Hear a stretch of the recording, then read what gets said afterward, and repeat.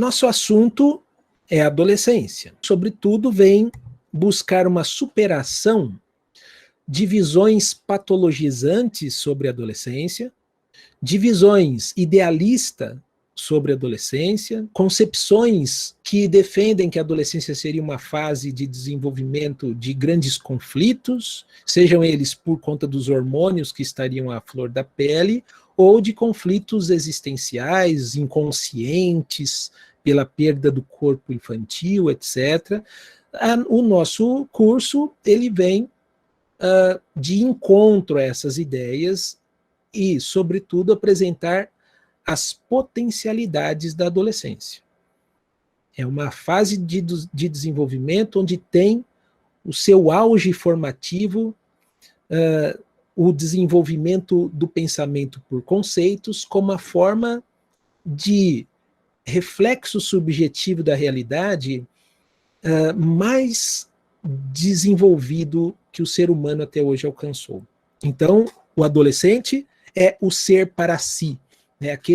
Aquele indivíduo que pode, aquela etapa do desenvolvimento humano onde há a possibilidade de desenvolvimento humano nas suas máximas possibilidades.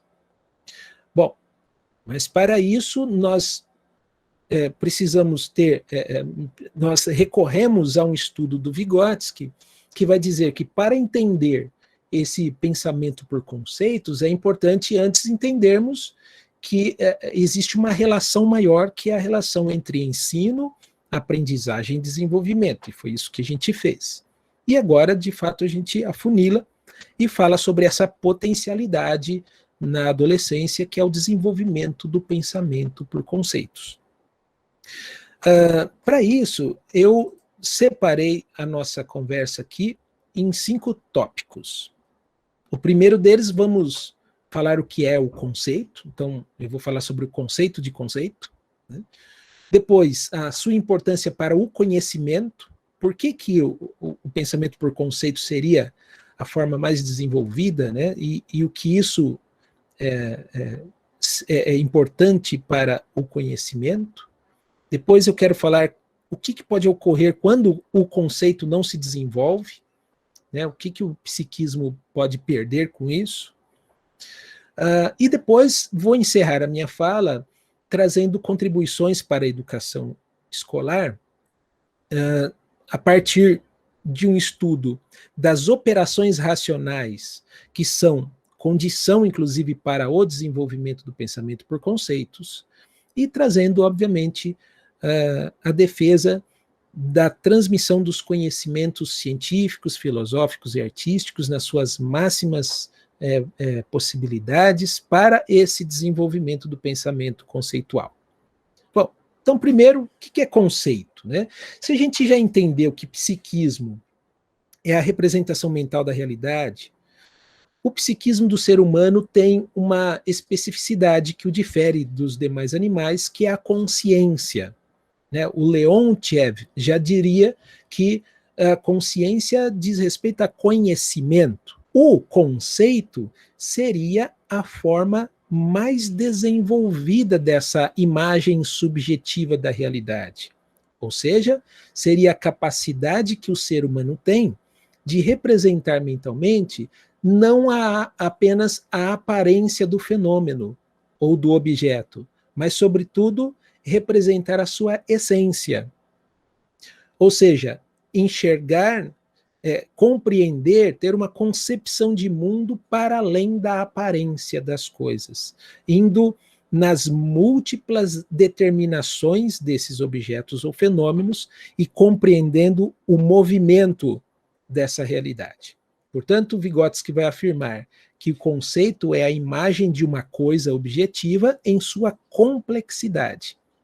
Então, só quando chegamos a conhecer o objeto em todos os nexos e relações, então só quando sintetizamos verbalmente essa diversidade em uma imagem total, mediante múltiplas determinações, surge em nós o conceito. O conceito, segundo a lógica dialética, não inclui unicamente o geral, senão também o singular e o particular, ou seja, é conhecer o objeto para além da sua aparência. obviamente, que para chegar a pensar por conceitos, é claro que nós não representamos todas as coisas que existem. Por quê? Porque o conceito diz respeito a um sistema de conhecimento sobre algo.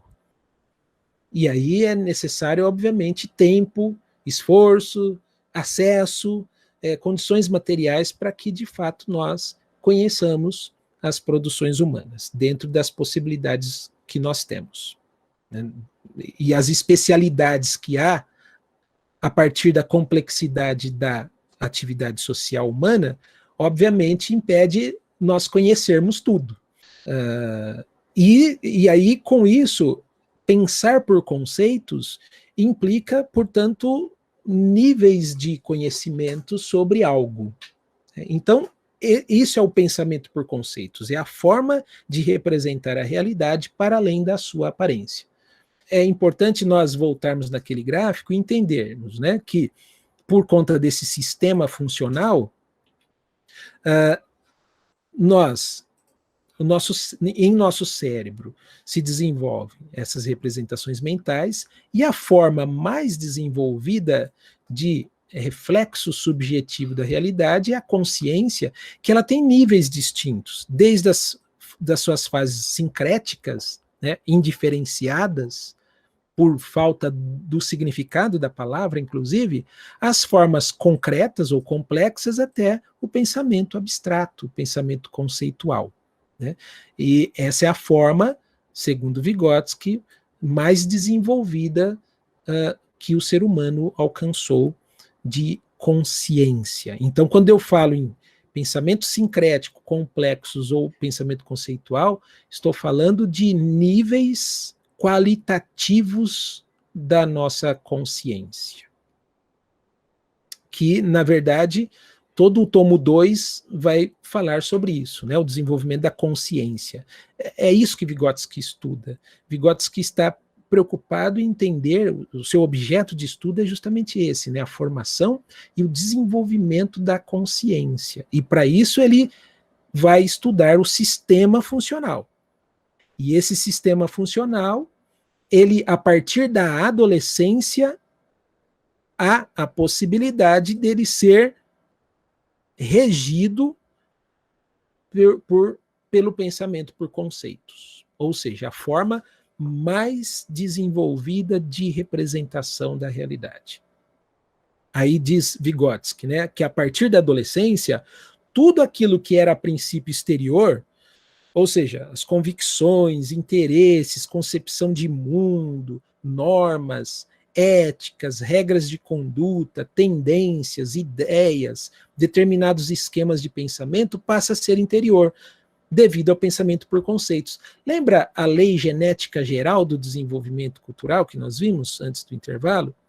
Veja que é, de fato, esse aspecto interior, né, tudo aquilo que era exterior agora passa a ser interior, né, ou seja, passa a conter aquela categoria intrapsicológica.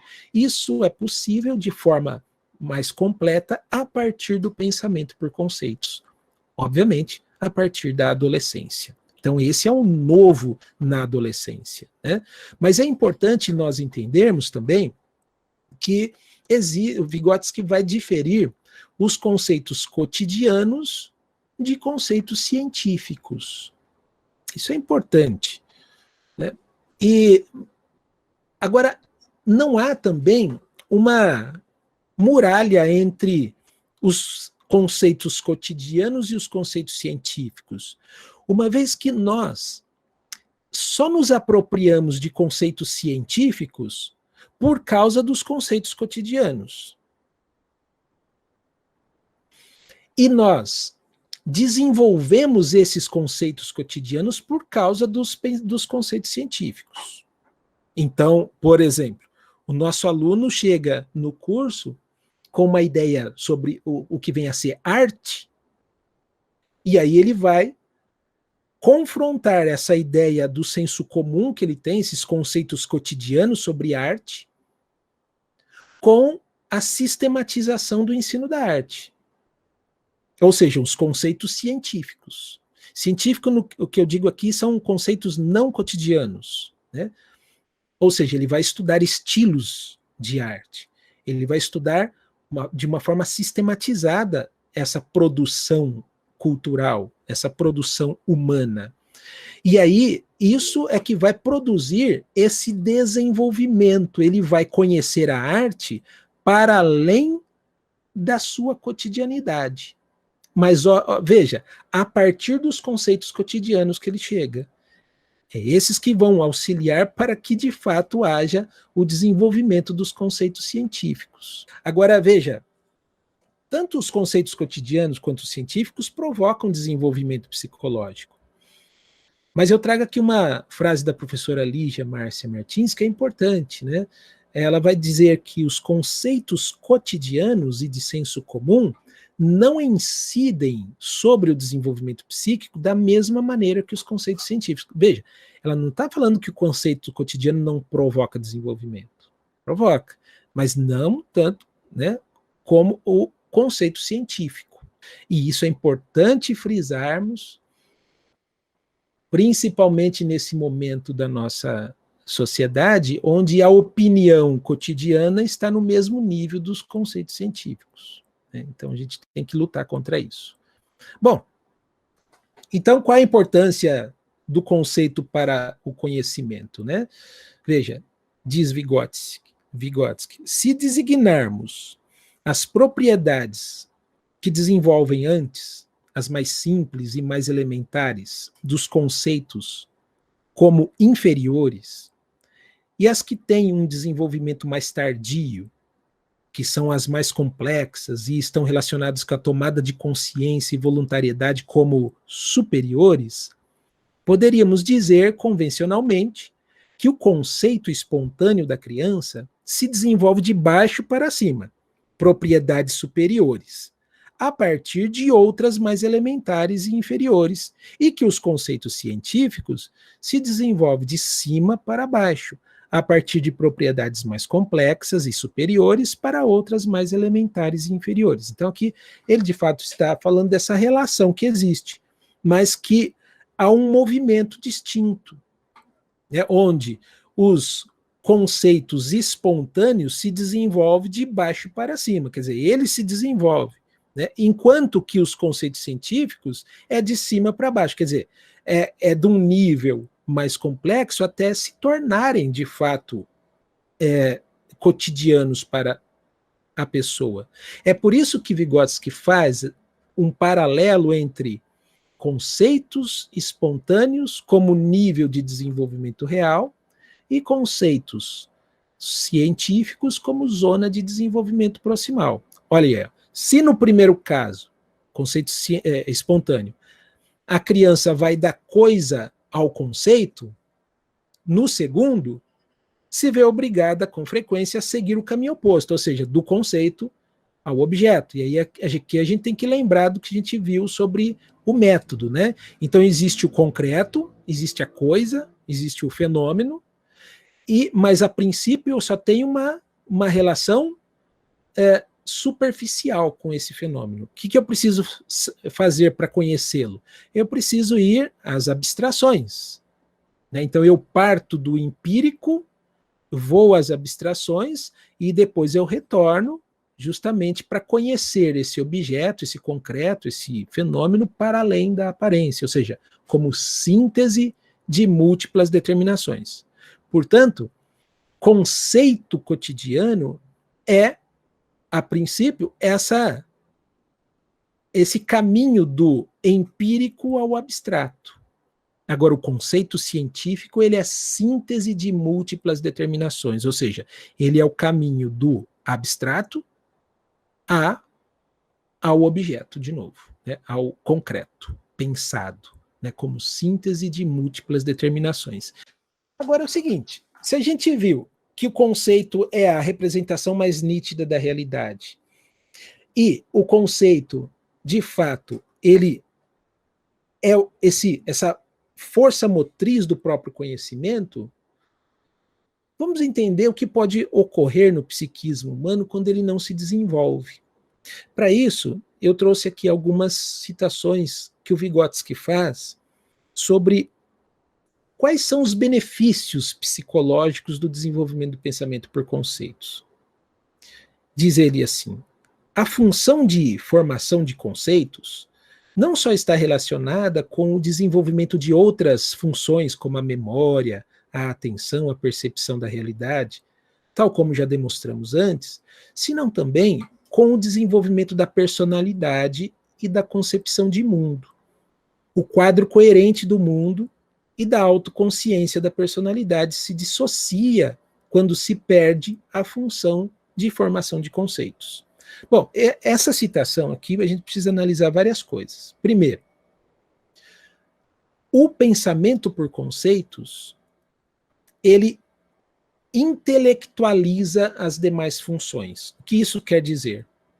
Quer dizer que o ser humano tem a possibilidade de dominar as funções psicológicas, ou seja, dominar a própria conduta, dominar a sua atenção, a sua memória, a sua percepção, suas emoções, como a gente já estudou as funções psicológicas aqui. Para além disso, ou sintetizando esse processo, o pensamento por conceitos, ele promove o desenvolvimento de sínteses superiores de desenvolvimento, que Vygotsky vai chamar essas sínteses superiores de personalidade e de concepção de mundo. Ou seja, personalidade é o desenvolvimento, de fato, das minhas formas de agir, sentir e pensar, mediadas por conhecimentos que promoverão uma concepção de mundo para além da realidade superficial. Ora, essa concepção de mundo não é só o conhecimento externo, mas também a autoconsciência, né? O conhecimento de si mesmo. Veja, agora, ele fala aqui que tudo isso se perde, se dissocia, quando nós perdemos a função de formação de conceitos. Por que perdemos? Porque Vygotsky está falando da adolescência nesse contexto. E ele vai dizer assim, que a adolescência é como se fosse duas locomotivas numa mesma estação. Mas essas locomotivas, uma indo para um lado, outra para o outro. Ou seja, a adolescência é uma etapa do desenvolvimento humano onde há a possibilidade desse auge formativo da formação de pensamento por conceitos, como ao mesmo tempo pode ser uma etapa do desenvolvimento humano onde a pessoa pode, inclusive, perder essa possibilidade. No caso, por exemplo, bem recorrente, e hoje a neurociência confirma isso, o caso da esquizofrenia, que Vygotsky foi um especialista sobre o estudo da esquizofrenia em seu tempo. E ele vai afirmar algo que hoje nós sabemos, que a adolescência é a fase do desenvolvimento humano onde, de fato, se manifesta de forma mais nítida a esquizofrenia. E o que seria a esquizofrenia? A destruição do sistema funcional. Ou seja, a mesma possibilidade de um desenvolvimento psicológico na sua grandeza, no que o ser humano conseguiu atingir até hoje, na adolescência também mostra a possibilidade da destruição desse sistema psicológico em psicopatologias tal como a esquizofrenia. Mas não só. Ele também vai dizer que não é só em casos assim patológicos. A falta de desenvolvimento do pensamento por conceitos pode também ser entendida como histeria. Ou seja, o não domínio do próprio comportamento, que não seria de fato uma psicopatologia tal como a esquizofrenia, mas sim poderíamos explicar esses comportamentos tão já rotulados da adolescência. Mas é aí que nós podemos compreender que esses comportamentos rotulados, né, da adolescência são mais um descaso da educação das fases precedentes do que um fenômeno específico da adolescência. O descaso do ensino infantil, o descaso do ensino pré-adolescente, vai refletir justamente nas crises da adolescência. Portanto, essas crises não são normais, não são naturais, são construídas historicamente. Então, veja aqui essa outra citação, né? No processo de desenvolvimento, todas essas funções constituem um complexo sistema hierárquico, onde a função central, orientadora, é o desenvolvimento do pensamento, ou seja, a função de formação de conceitos. Todas as restantes funções se unem a essa função nova, integram com ela uma síntese complexa, se intelectualizam, se organizam sobre a base do pensamento por conceitos.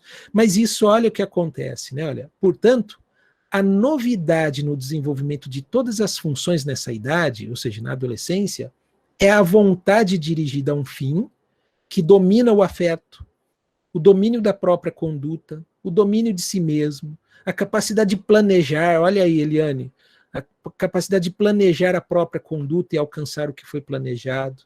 Assim, o saber planejar os objetivos e dominar a própria conduta exige, como já vimos, uma série de premissas premissas. A mais importante entre elas é o pensamento por conceitos. A vontade dirigida a um fim se forma unicamente à base do pensamento por conceitos.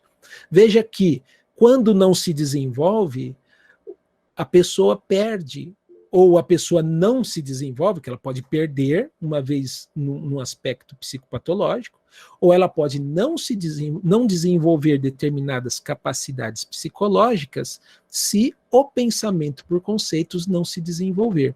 E nós já vimos, antes do intervalo, como que ele se desenvolve, né, por conta do ensino. O texto vai trazer uma relação agora entre o desenvolvimento do pensamento por conceitos e a educação escolar. E para isso, eu utilizo aqui de pelo menos 4 autores para conversar com vocês sobre as operações racionais que estão dentro desse processo de desenvolvimento do pensamento por conceitos. Eu estou utilizando aqui o Vygotsky, eu utilizo aqui um autor, outro psicólogo russo, o Rubinstein. Eu utilizo também mais 2 psicólogas russas, que é a Menchinskaya e a Uzova, para fazer esse trabalho aqui agora, para trazer para vocês. Isso está lá no artigo que eu disponibilizei para vocês, né? Que aí esses autores mostram que o pensamento por conceitos é uma forma de representação mental que é possível ser desenvolvidas a partir de determinadas operações racionais, como análise e síntese, comparação, generalização, sistematização e abstração e concreção. Então eu quero terminar a minha fala hoje trazendo esses aspectos aqui, para a gente ver o que a educação escolar pode fazer com isso, né? Primeira coisa é síntese, análise e síntese.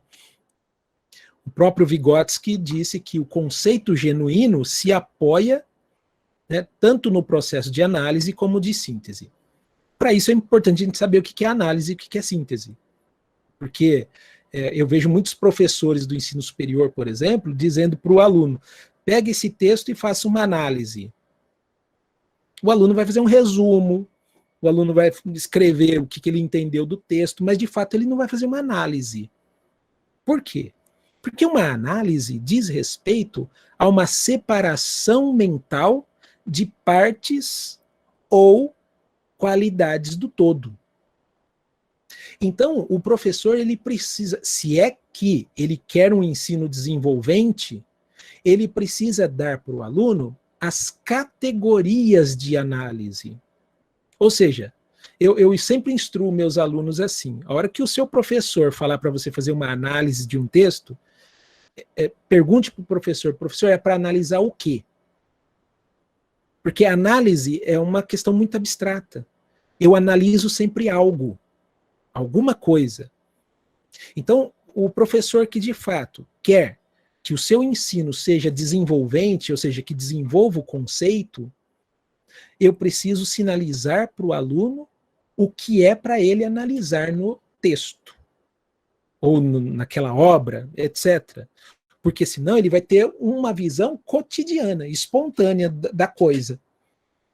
Agora, se eu falo, não, analise o campo harmônico dessa música, então eu estou dando categorias de análise. Eu estou falando o que é para ele analisar.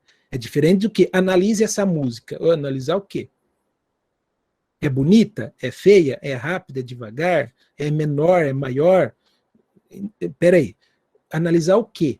Então, a análise é justamente essa forma de pensamento, né, de abstração, é responsável pelo desenvolvimento do pensamento por conceitos. Por quê? Para eu conhecer algo além da aparência, eu preciso fazer essa separação mental de partes ou qualidades desse todo.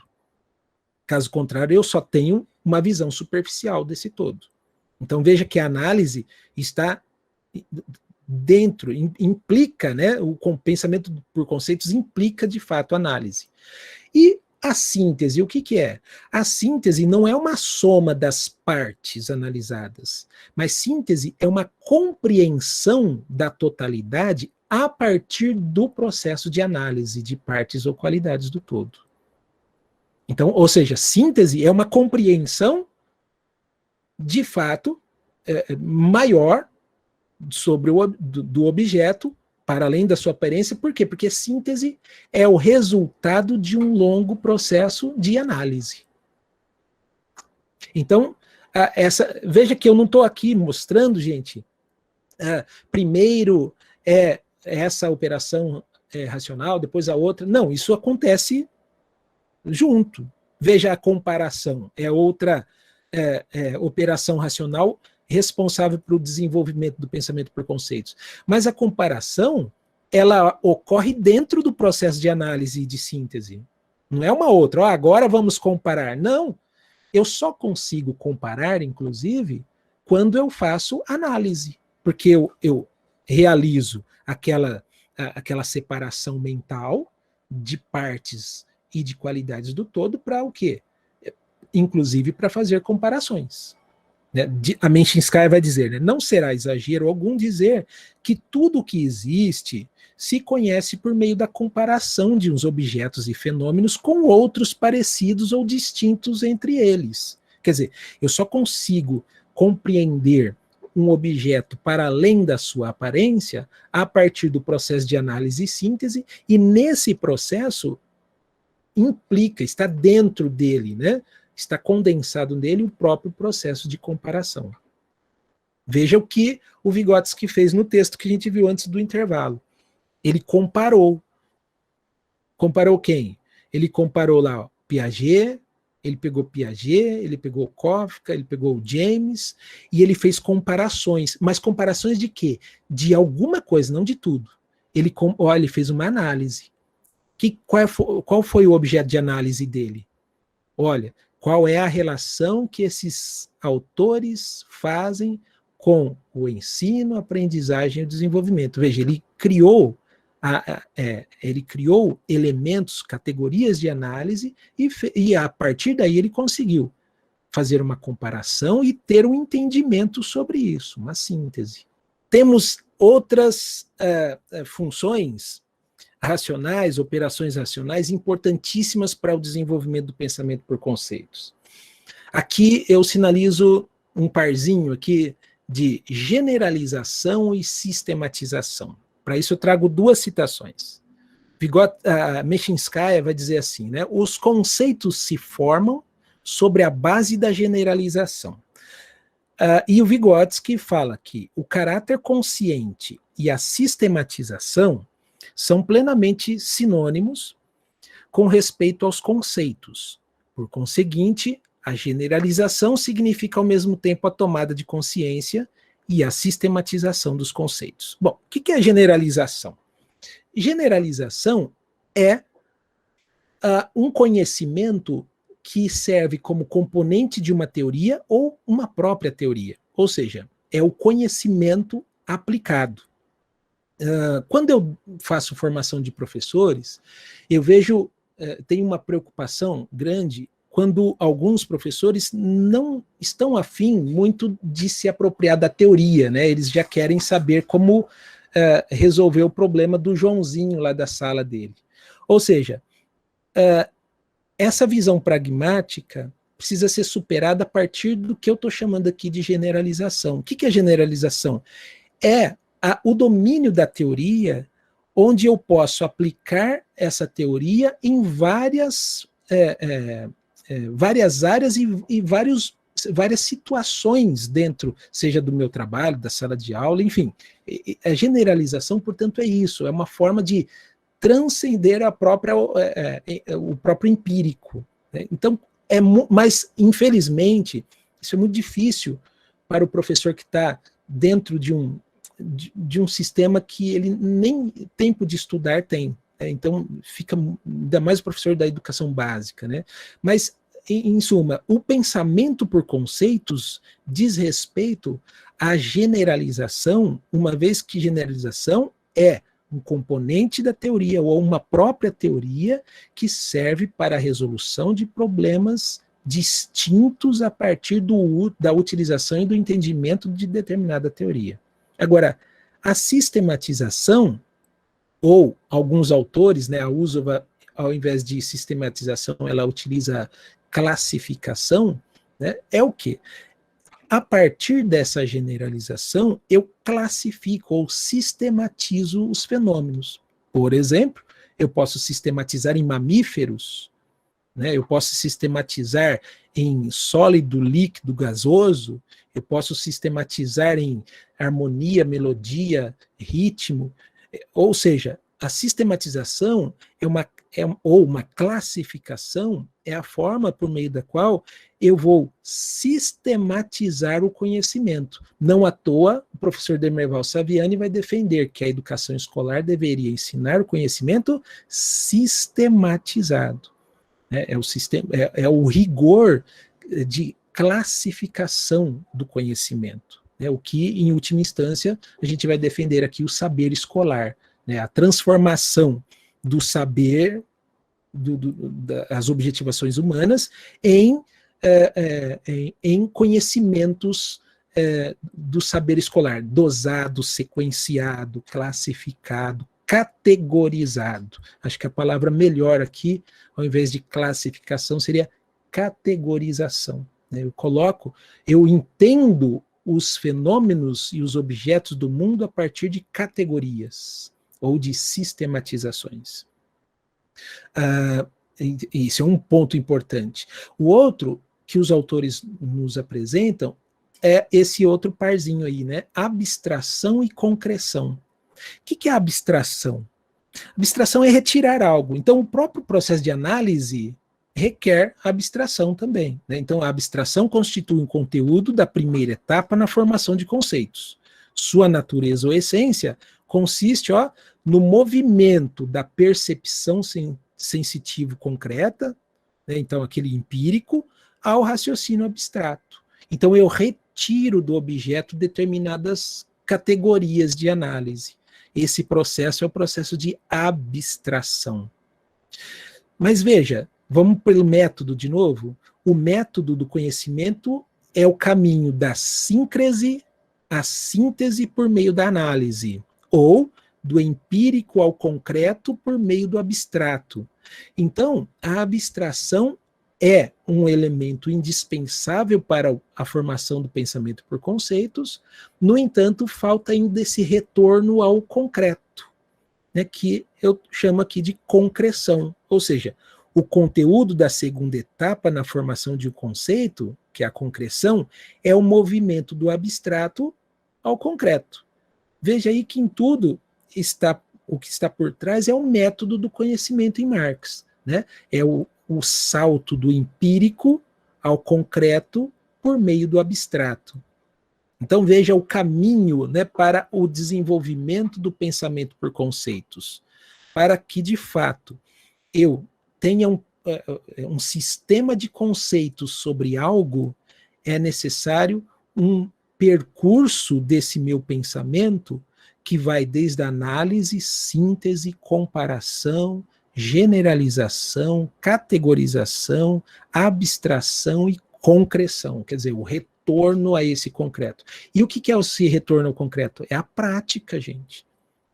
É o exemplo que eu dou, sim, mas sobretudo é a prática social. É o quanto eu consigo pôr em prática esse conteúdo que eu estou aprendendo. Então, é muito importante a contribuição do Rubinstein, que vai dizer, né, que todo conhecimento, o ponto de partida é a prática e o ponto de chegada é a prática. Saviani também vai colocar isso, que a gente já conversou, né, sobre isso em outros encontros aqui.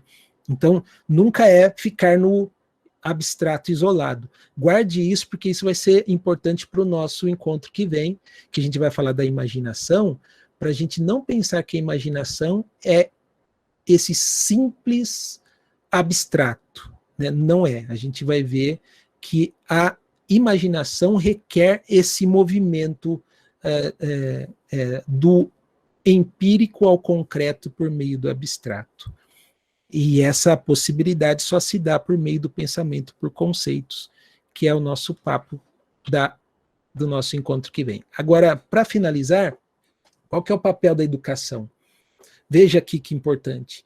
Vygotsky, lá no tomo 2, ele diz assim, a instrução, a educação, né, escolar, é fonte do desenvolvimento do pensamento por conceitos. E lá no tomo 4, ele vai dizer, as diversas esferas do conhecimento poderão ser assimiladas de maneira aprofundada somente por meio do pensamento conceitual. Então veja a dialeticidade, né? O conteúdo científico possibilita o desenvolvimento do pensamento conceitual, e esse pensamento conceitual se torna condição para a apropriação e o entendimento de novos e mais complexos conteúdos. E aí, trago uma citação do Saviani que fala o papel da escola. O que a escola deveria fazer na sua concepção? O papel da escola não é apenas o de organizar as experiências da vida cotidiana dos próprios alunos. O papel da escola é, antes, o de patentear aquilo que a experiência dos alunos esconde. Seu papel não é o de mostrar a face visível da lua, isto é, reiterar o cotidiano, mas mostrar a face oculta, ou seja, revelar os aspectos essenciais das relações sociais que se ocultam sob os fenômenos que se mostram à nossa percepção imediata. Então veja que, para Saviani, o papel da escola é mostrar a face oculta da lua. E para mostrar a face oculta da lua, é necessário esse percurso de análise, síntese, comparação, generalização, abstração que a gente viu. Então entra aí de novo essa aproximação entre a psicologia e a pedagogia. Por último, o Rubinstein, que eu falei aqui que é um outro autor que eu utilizo, ele vem puxar a nossa orelha falando de que muitas vezes a elaboração tão defeituosa de conceitos deve-se em grande parte à imperfeição do ensino. A imperfeição do ensino não no sentido de culpabilizar o professor, mas a questão da formação desse professor e muito mais. E aí eu puxo a Usova, que eu falei aqui. O material que o professor utiliza para o ensino. Porque essa autora russa, Usova, ela vai fazer uma pesquisa muito legal, ela faz uma análise de materiais didáticos e ela vai mostrar, na pesquisa dela, que os livros que os professores utilizam para o ensino, os próprios livros não mostram esse percurso de generalização, de sistematização. Os próprios livros ensinam dentro de generalizações que ela chama de primeira ordem, quer dizer, muito empírico, voltado a dar o conceito para o aluno, ou dar uma fórmula pronta para o aluno, sem ensinar o seu percurso, sem ensinar o processo de pensamento que está por trás. E eu achei muito interessante esse livro, embora eu não seja da área da química, da física, etc., mas eu faço essa comparação também em livros didáticos de outras disciplinas, que é, na verdade, o instrumento que muitos professores têm em mãos.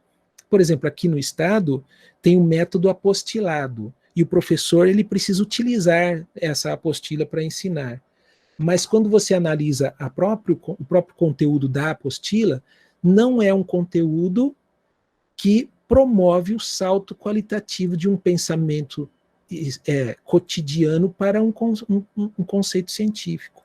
Então o professor também fica de mãos atadas, porque ele precisa vender sua hora de trabalho, sua hora de descanso, sua hora de estudo para poder comer, né? E ele também, o único conteúdo que ele teria para ensinar seria esses materiais. É o que a Usuva fala.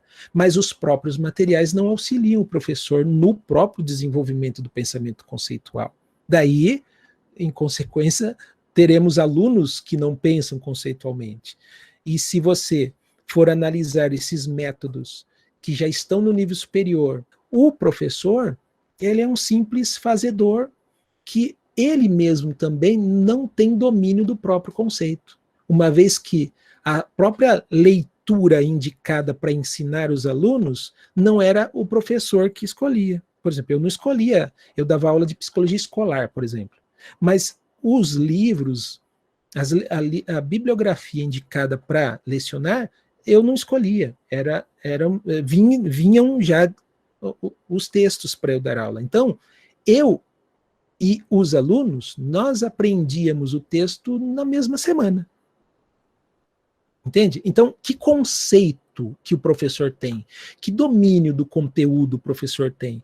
Então, essa imperfeição do ensino, veja bem, não é uma culpabilização do professor, mas sim as condições concretas que o professor tem ou não tem, que promovem essa imperfeição do ensino, portanto, uma elaboração defeituosa de conceitos. Isso requer análise de material didático, requer análise de técnicas de ensino, requer uma análise crítica a esse modismo pedagógico que nós temos hoje, né, que os próprios métodos ativos, né, que de fato estão muito mais dentro do aspecto cotidiano do que do científico, porque é o aluno que deve aprender a aprender.